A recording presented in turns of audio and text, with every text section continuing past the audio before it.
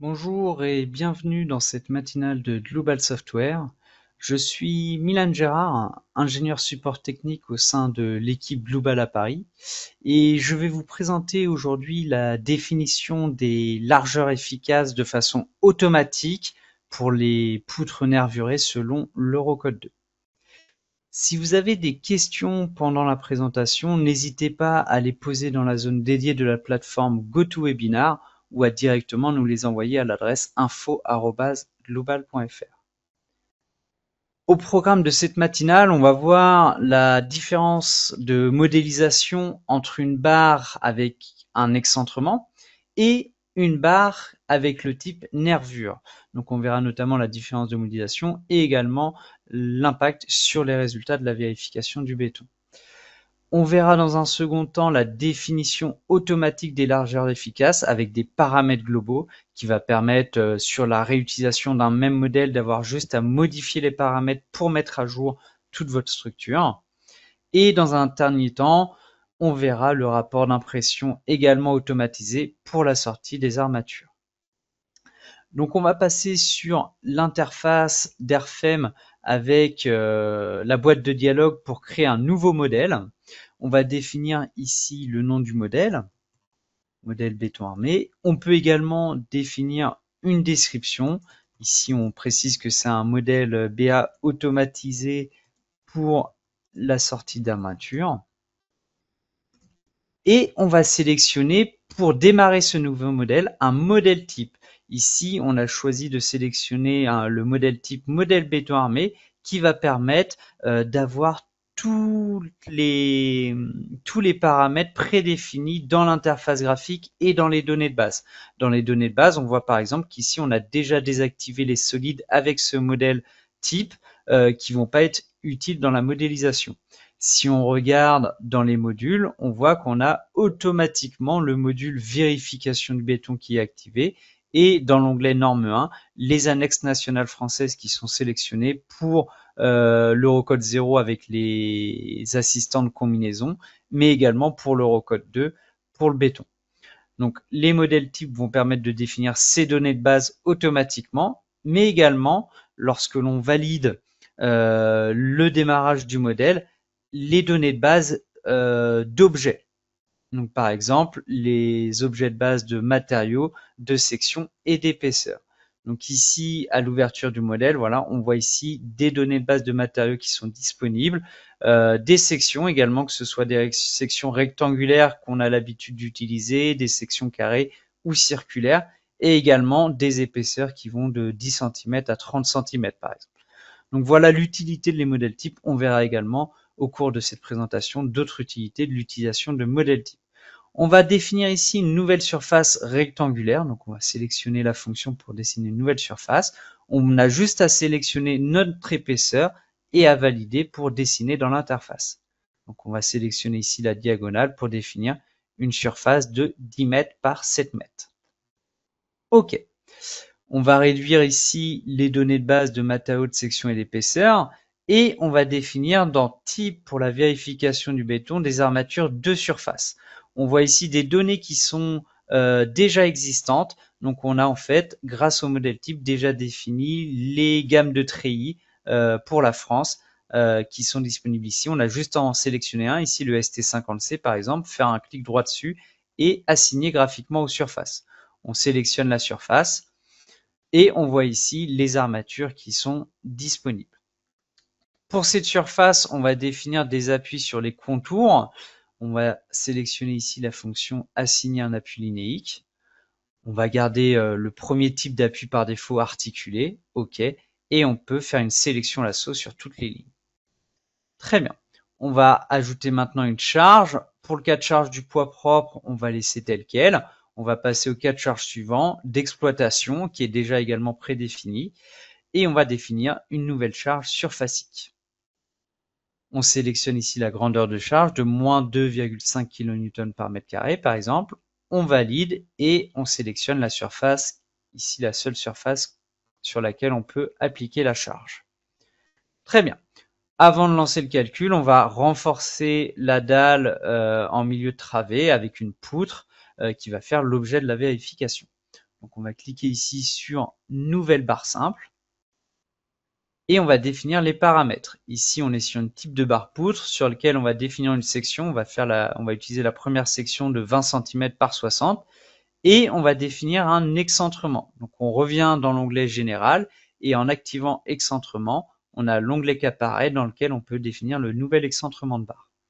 Ok, on va demander à aligner la fibre supérieure de cette barre par rapport à l'épaisseur d'une autre surface. Donc, on va choisir cette option pour pouvoir sélectionner l'objet de type surface. En sélectionnant la référence directement graphiquement, on n'a qu'une seule surface et on choisit le décalage axial de cette surface. Donc là, ici, par rapport à ce type d'excentrement, on va demander à aligner la fibre supérieure de la poutre avec la fibre supérieure de la dalle. Ok, on valide également pour la fin de la barre et on peut passer sur les armatures. Dans l'onglet Armature d'effort tranchant, on va définir ici le diamètre, les espacements, etc. On peut par exemple modifier l'espacement à 25 cm au lieu de 30. Et dans l'onglet Armature longitudinale, on va laisser par défaut pour le prédimensionnement. On verra les paramètres de modification plus tard. Ok.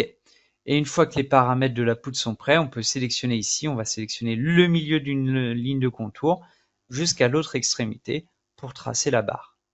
Ok. Et ici, on a bien la barre qui est excentrée par rapport à la surface en référence avec la fibre supérieure. Donc ça, on le voit bien ici, la dalle et la barre. On va pouvoir maintenant vérifier ces éléments avec le module vérification du béton qu'on peut sélectionner dans la liste déroulante de ce tableau. On va juste lancer un prédimensionnement à l'ELU, donc on peut désactiver ici les ELS. Et dans l'onglet Objets à calculer, on voit ici que la barre et la surface, tous les objets sont sélectionnés et qu'on a bien les deux objets qui vont être calculés. Pour les nœuds avec poinçonnement, on peut les désactiver. Ça ne va pas être ici l'objet de l'étude, même si le poinçonnement est vérifiable avec le module vérification du béton. On peut lancer le calcul. On a donc la boîte de dialogue de l'avancement du calcul qui se lance avec d'abord le maillage, ensuite le calcul de toutes les combinaisons, ELU et ELS, et ensuite la partie béton qui va être calculée, qui va post-traiter les résultats pour donner la vérification des armatures. On a ici les résultats. Dans le tableau en rouge, on voit des valeurs qui ne passent pas pour la résistance de la section de la barre, également pour la surface. Si on regarde ici dans le graphique, on voit bien toute la zone de diagramme pour la section qui ne passe pas. Donc, on va modifier cela. Donc, cette première partie avec le type de barre excentrement donne ce type de résultat. On va donc modifier cette barre pour maintenant utiliser une barre de type nervure.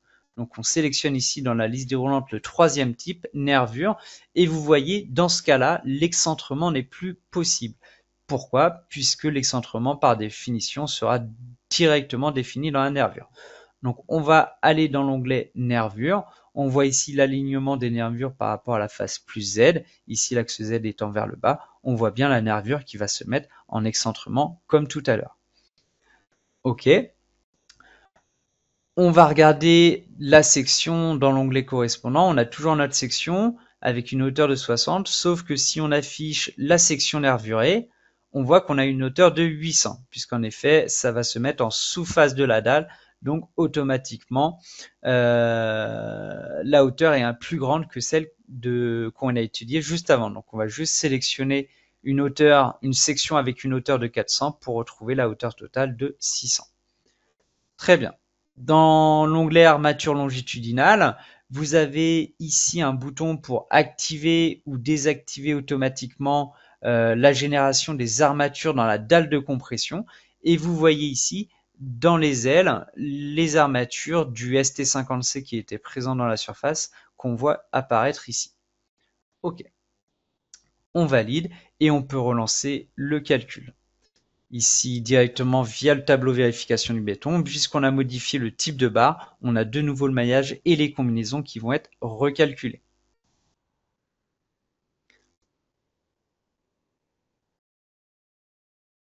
Et enfin, la vérification du béton. Et cette fois-ci, le tableau nous donne directement des résultats valides avec un ratio de 91% par exemple pour les barres. Maintenant qu'on a fait le prédimensionnement ELU, on peut retourner dans les données d'entrée et activer les ELS. On valide, on relance le calcul. Cette fois-ci, il y a uniquement les ELS qui sont calculés, avec les combinaisons quasi permanentes qui sont recalculées une fois qu'on a réinjecté l'inertie fissurée préalablement calculée.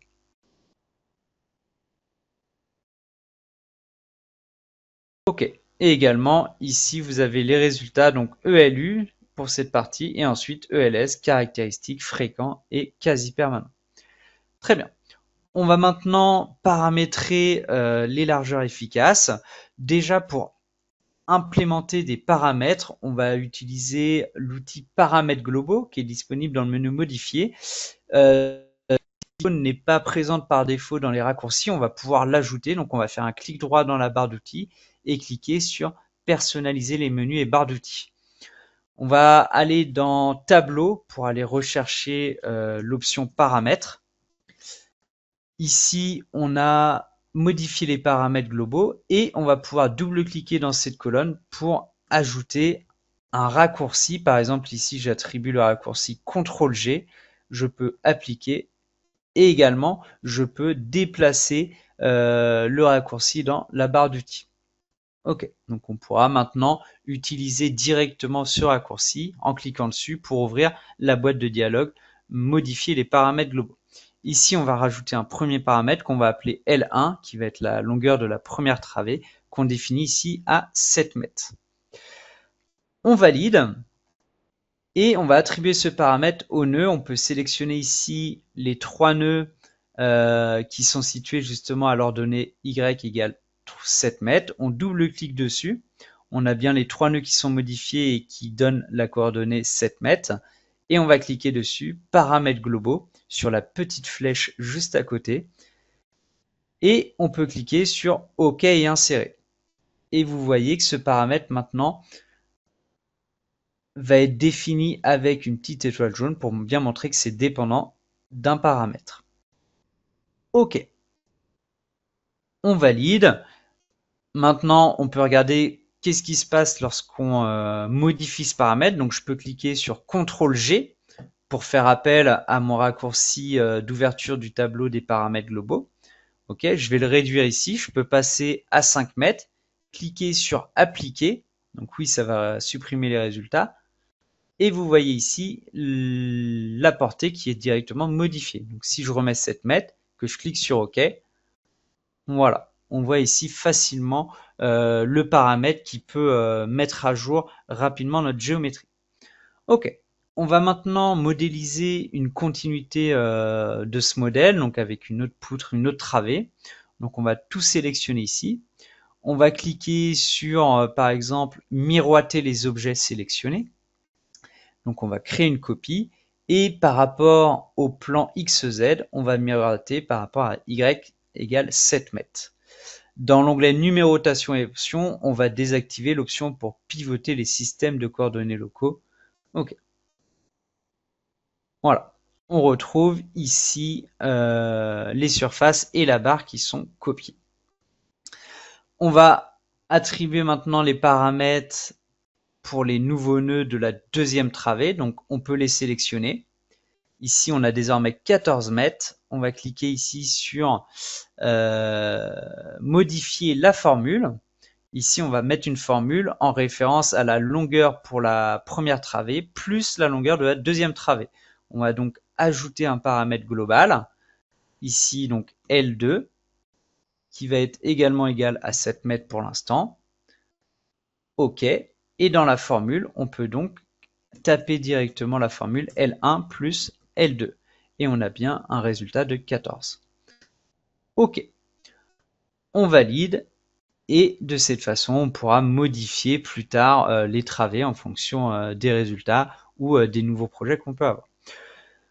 On va maintenant revenir sur la définition des largeurs de façon automatique, donc avec quelques explications sur l'Eurocode 2. Ici, la largeur participante des tables de compression va dépendre de L0 selon le paragraphe 5.3.2.1 Ou dans le cas des poutres en T, donc comme dans notre cas, il convient d'établir la largeur participante de la table de compression en fonction donc de cette distance L0 entre points de moment nuls. Donc on a cette figure de ce paragraphe qui nous définit les longueurs L0 pour les différentes travées possibles. Nous, on sera dans la configuration au niveau de l'appui intermédiaire de 0,15 L1 plus L2, donc les deux paramètres qu'on a définis. Et de chaque côté, au niveau des appuis de rive, on devra définir une largeur étant égale à 85% de la longueur de chaque travée. Au niveau des définitions des largeurs, ça va donc dépendre de L0 et donc cette fameuse largeur BF, donc que ce soit à gauche ou à droite de la table de compression, elle va être définie comme étant égale à 0,2 fois BI, BI étant la distance, la portée considérée pour chaque nervure, donc ici par exemple B1 et B2, et auquel on ajoute 0,1 fois L0, la fameuse longueur qu'on a vue dans la diapo précédente. Dans notre cas, on avait défini une longueur totale de 10 mètres avec la barre au milieu, donc on a une portée de 5 mètres de chaque côté, mais comme on a les appuis de part et d'autre, on a donc une reprise de 2,50 m de part et d'autre de la nervure. Donc on fait 0,2 fois 2,5, auquel on ajoute 0,1 fois, dans le cas ici de l'appui de rive, 0,85 fois 7 mètres. Si on revient ici dans la diapo présente, les 0,85, c'est pour calculer la largeur participante, par exemple, auprès de l'appui de rive. Voilà, donc avec cette formule, on a le résultat de 1,095 pour la largeur participante. Donc, on va l'appliquer ici dans notre modèle. On peut double-cliquer sur la première barre et dans l'onglet nervure, on va définir les largeurs efficaces. Voilà, donc ici par défaut, toute la longueur de référence est prise sur 100% de la barre. C'est donc ici qu'on va modifier, qu'on va mettre la référence de 85%. On retrouve donc ici 85% pour la première partie. Voilà. Et la deuxième partie, donc qui correspond à 15%. Par contre, la longueur de référence, ce n'est pas 15% de L1, c'est 15% de L1 plus L2. Donc c'est ici qu'on va définir par l'utilisateur la longueur de référence. Et donc sur cette longueur de référence, on peut également insérer une formule. On va ajouter directement un nouveau paramètre qu'on va appeler L0, qui va être donc égal à une formule. Je peux agrandir ici le tableau, qui va être égal à 0,15 fois L1 plus L2. Et on a directement ici la valeur de 2,1. Donc on peut cliquer sur la ligne OK insérer et on a la valeur L0 de 2,1. Donc vous voyez ici par rapport à la longueur du segment sur 15% qui est de 1,05, on aura bien le double ici qui va être appliqué. Donc on clique sur OK et on voit ici les deux largeurs participantes sur 85% et 15%. Très bien. On va définir pour les deux segments la définition de B efficace selon l'Eurocode 2. OK. Et on retrouve bien ici la valeur de 1,095 pour la première travée. On va également modifier la prise en compte de la portée maximale. Donc on a dit qu'on était sur 2,50 m. Ici on met 2,50 m. OK. Et donc on retrouve cette fois-ci une valeur de 1,195 si on regarde la section nervurée. Voilà, on retrouve bien le BY à 1,095 et comme on a la section qui fait 20 cm, on rajoute 10 cm de chaque côté, d'où cette valeur. Ok. Au niveau de la distribution linéaire entre les deux segments, on peut demander à le faire vers la fin pour avoir quelque chose de linéarisé. Très bien, on peut valider et on a le résultat également directement dans l'interface. Pour l'afficher, on peut passer par le navigateur afficher et demander à activer les sections nervurées. Si on passe en modèle de solide, on voit ici les différentes largeurs qui sont prises en compte pour la barre 1. On va faire la même chose pour la barre 2. On va donc la sélectionner ici. On double-clique sur la barre 2 et au lieu de redéfinir les largeurs, on va demander à sélectionner graphiquement les propriétés d'objet. Donc en cliquant dessus, on prend la barre 1 de référence et dans l'onglet nervure, on a automatiquement les dimensions qu'on a définies. On a juste ici perdu la référence à la formule. On peut donc reprendre les paramètres globaux, double-cliquer dessus pour réattribuer L0. Ici, c'est bon. OK. Et là, on voit bien le visuel sur la poutre continue avec les largeurs ici pour 0,85 et ici L0,15, L1 plus L2. Je reviens ici juste un dernier mot sur des paramètres de largeur efficace. Vous avez ici un critère Eurocode 2 et vous avez deux critères LRF sur 6 et LRF sur 8 qui peuvent être utilisés.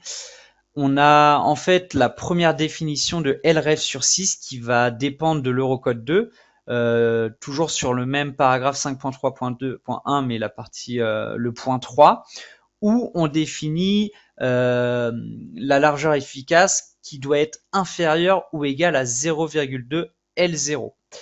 Et ici, dans notre cas d'une travée de rive pour une poutre continue, donc si on reprend 0,85 fois la longueur, en fait, les 0,2 fois 0,85 va nous donner 1/6. Donc c'est pour ça qu'on retrouve cette valeur. Et l'autre valeur de LRF sur 8, elle va provenir de l'Eurocode 4 sur les sections, sur la partie mixte, où on a clairement une définition qui doit être égale à LRF sur 8. Voilà. On revient à RFM. On va pouvoir relancer les résultats de la vérification du béton. On peut donc afficher les résultats. On va, puisqu'on a modifié les largeurs participantes, on a modifié la rigidité au droit de l'appui intermédiaire, par exemple. Donc, les combinaisons vont être recalculées. Ensuite, on va voir la vérification du béton. Puis, les combinaisons quasi permanentes recalculées. On voit ici l'avancement du calcul et également chaque fois la durée pour chaque combinaison, chaque module, etc.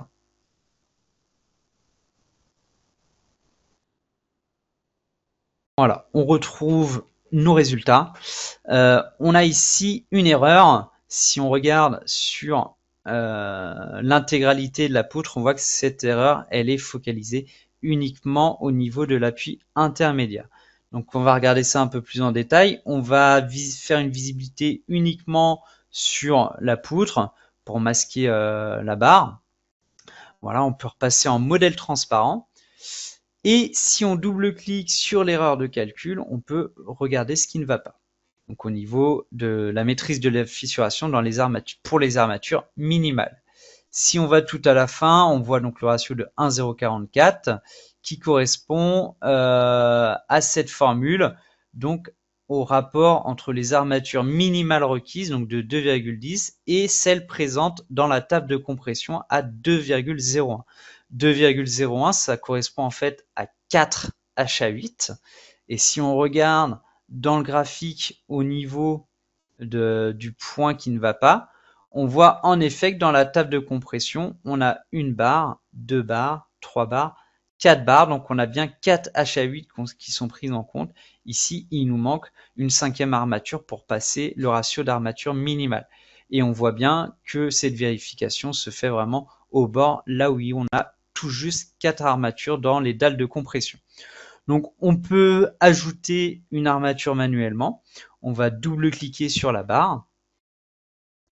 Et dans l'onglet armature longitudinale, on va venir ajouter une nouvelle armature. Donc en cliquant sur cette icône, on ajoute un nouvel objet à la liste. Et ici, on va définir une nouvelle ligne d'armature avec 2 HA8 pour les placer de part et d'autre de la table de compression.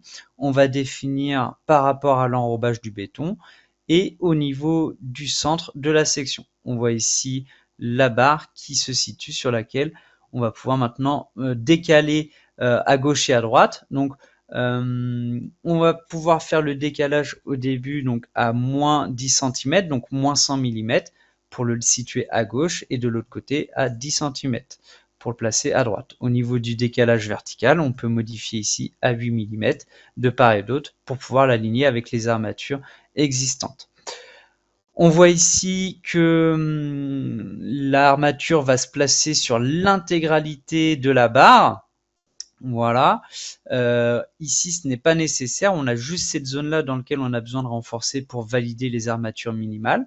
Donc, on peut définir la position par rapport de façon relative à 85% du début de la section pour avoir voilà ici nos armatures uniquement à la fin.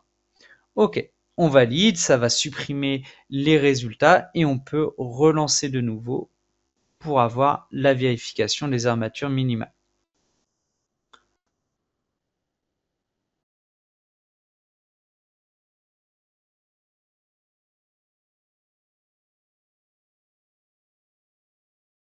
Voilà.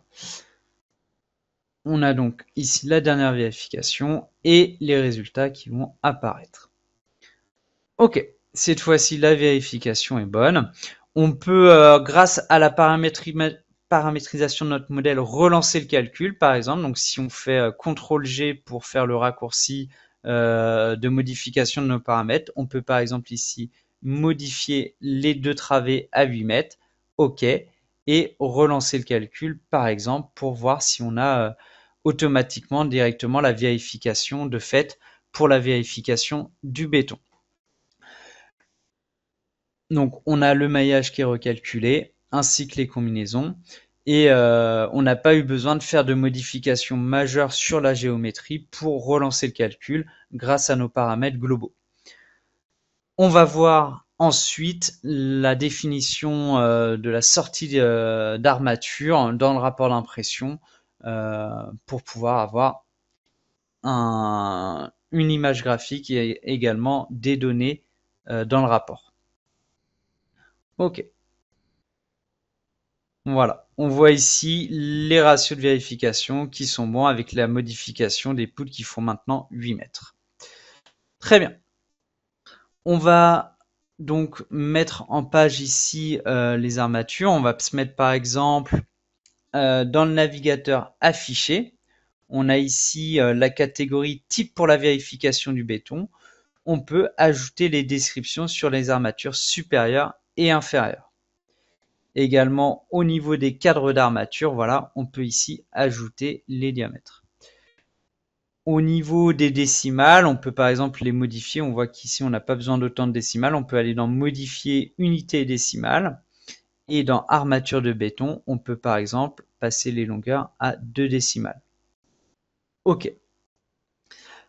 Si on se met en vue direction -X, voilà, on a une sortie avec le détail des armatures supérieures, inférieures, des armatures dans les dalles de compression, les renforts d'armature, etc. On peut ajouter une nouvelle vue dans le navigateur vue, donc créer une nouvelle vue définie par l'utilisateur qu'on va renommer ici poutre BA par exemple. OK. Et on va créer un nouveau rapport d'impression. Dans le nouveau rapport d'impression, on peut ici soit activer un par un les éléments, mais la sortie automatisée, elle va être pratique en venant ici charger un modèle type. Donc on va réutiliser ici un modèle type béton armé, où on a déjà des données d'activer. OK. Ça nous permet d'avoir directement ce que l'on souhaite. On peut également faire appel à un modèle type pour les paramétrages de l'impression. Donc si je vais dedans et que je charge également un modèle type, je peux charger ici ma mise en page cahier de ferraillage. OK. Et je retrouve ici une mise en page que je souhaite pour mon cahier de ferraillage. Très bien. On peut valider le rapport et ajouter directement une image dans le graphique. On va donc cliquer à côté du rapport d'impression sur imprimer les graphiques. Ici, le rapport n'est pas encore ouvert, mais on va pouvoir déjà associer l'image à un dossier dans le rapport et ensuite demander à afficher le rapport. Voilà, le rapport ici modèle béton armé existe déjà et je peux venir sélectionner mon dossier. Ici par exemple le dossier armature par barre. Je vais ensuite sélectionner les impressions multiples pour pouvoir par exemple demander à avoir automatiquement la visibilité sur celle que j'ai créée ici à gauche. Alors je peux désactiver la mise à jour de l'aperçu pour faire mes modifications. On va par exemple demander à venir faire une rotation de l'image, non pas sur cette largeur, mais sur plutôt la longueur de la page. Donc on va tourner à 270 degrés. On peut par exemple mettre à l'échelle ici. OK, demander à avoir une qualité d'image élevée. Et dans l'onglet modèle, c'est ici que je peux sélectionner ma vue définie par l'utilisateur. Sur les autres onglets, je peux les désactiver. J'ai uniquement cette image qui m'intéresse. Je peux remettre à jour l'aperçu pour voir les modifications que j'ai effectuées.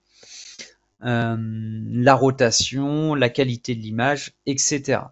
Voilà.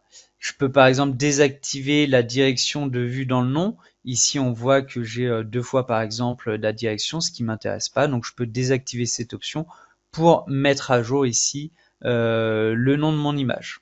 Ok, une fois que c'est bon, je peux cliquer sur enregistrer et afficher pour ouvrir le rapport d'impression. Ok, une fois voilà que le rapport d'impression se génère automatiquement, on a un aperçu sur tout ce qu'on a déjà préconfiguré. Donc ici la page de couverture avec automatiquement le texte que je souhaite pour le cahier de ferraillage, une vue prédéfinie, le sommaire. J'ai ici les résultats sur les barres par exemple, les armatures requises par section par barre. Si je souhaite différencier les ratios et les armatures, je peux demander à démarrer avec une nouvelle page. Voilà, j'ai ici les armatures par barre avec la référence de tous les diamètres pour que ce soit pour les cadres ou les barres d'armature. OK. Et je retrouve ici ma sortie d'armature pour ma poutre continue. Voilà pour cette présentation. Je vous donne en référence le lien vers le manuel en ligne pour la vérification du béton pour vous aider dans les paramétrages des armatures, etc. Et également un article technique qui reprend la définition des largeurs de nervures avec les explications détaillées. Sur notre site web, vous retrouverez des services en ligne gratuits avec l'outil de géolocalisation, des FAQ, des modèles à télécharger. Également sur notre chaîne YouTube, vous retrouverez les replays des dernières matinales qui ont été réalisées, nos produits dans la boutique en ligne et également disponibles en version d'essai 90 jours. N'hésitez pas à nous contacter directement par téléphone ou par mail pour avoir plus d'informations sur nos produits. Je vous remercie d'avoir suivi cette matinale et je vous souhaite une bonne journée. Au revoir.